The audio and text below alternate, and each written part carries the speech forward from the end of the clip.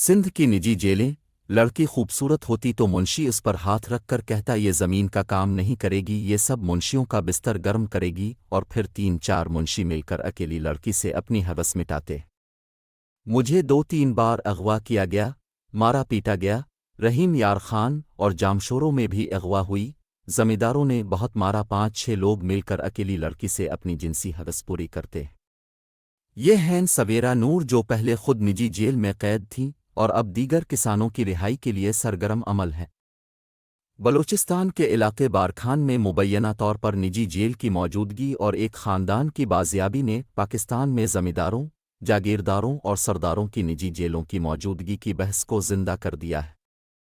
ज़मींदार ने मुझसे नाजायज़ ताल्लुक़ बना लिया। सवेरा नूर और उनका ख़ानदान उमरकोट के एक ज़मींदार के पास 22 साल जबरी मशक्क़त करता रहा।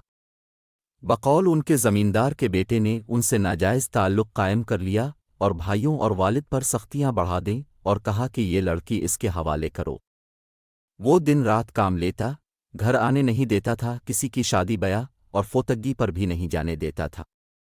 4-5 मुंशी होते थे, वो सारा दिन मुझे नंगी रखते और वीडियो बनाते। मेरे अलावा भी बहुत से किसानों के ख़ानदान उनके पास काम करते थे। इनकी लड़कियों को भी ऐसे ही मुंशी हवस का निशाना बनाते। बिलाखिर एक किसान भाग निकला और उसने अदालतों से रुजू किया और सवेरा नूर के ख़ानदान समेत 60 किसान रहा हुए। इंसानी हुकूक की आलमी तंजीमों के मुताबिक पाकिस्तान का शुमार उन ममालिक में होता है जहाँ जदीद ग़ुलामी मौजूद है, यानी मजदूरी में नाइंसाफ़ी, किसानों को कर्ज़े में जकड़े रखना, उनको कैदो-बंद में रखना। 2020 से जनवरी 2023 तक सिर्फ सूबा सिंध में 5000 से ज़्यादा किसान जबरी मशक्क़त से रिहाई हासिल कर चुके हैं। कोटरी, हैदराबाद और उमरकोट में ऐसे 4 हारी कैंपस हैं जहां निजी जेलों से रहा होने वाले किसान रहते हैं।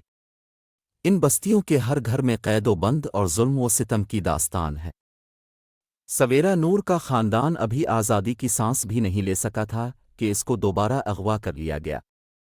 सवेरा के मुताबिक आज़ादी के 2 साल के बाद उनके ख़ानदान को कोट ग़ुलाम मोहम्मद से एक ज़मींदार के पास से अगवा किया गया था जहां वो गंदुम की कटाई कर रहे थे। ज़मींदार के लोग आए, उनके वालिद, वालिदा, भाई, बीवी को अगवा करके ले गए। सवेरा इस रोज़ घर मौजूद नहीं थी, काम से थर गई हुई थी। फिर 8 रोज़ बाद वापस तो पत्ता चला। सवेरा कई साल तक हैदराबाद प्रेस क्लब के बाहर अलामती भूख हड़ताल पर बैठी रही। इसके बाद हाई कोर्ट और उसके बाद सुप्रीम कोर्ट तक मामला गया। अदालत के ये रिमार्क्स भी आए कि उनके सब्र का पैमाना लबरेज हो चुका है, लेकिन इसके बावजूद सवेरा के अहले खाना बाजियाब नहीं हुए।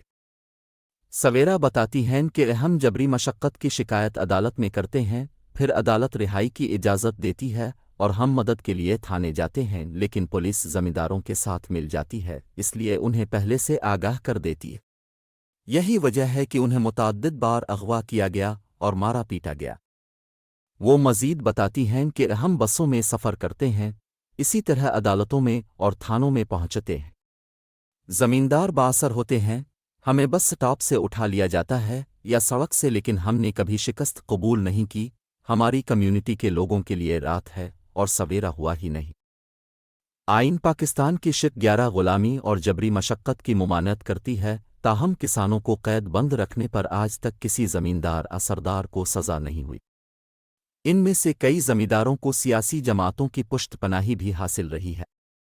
बारखान जैसे वाक़यात पर ऐवानों और सड़कों पर खूब शोर मचता है, कमेटियां तश्कील दी जाती हैं और फिर ये मामला सर्द खाने का शिकार हो जाता है। दुनिया के हालात व वाक़यात से बाखबर रहने के लिए हमारा चैनल सब्सक्राइब करें और घंटी का बटन दबाएं।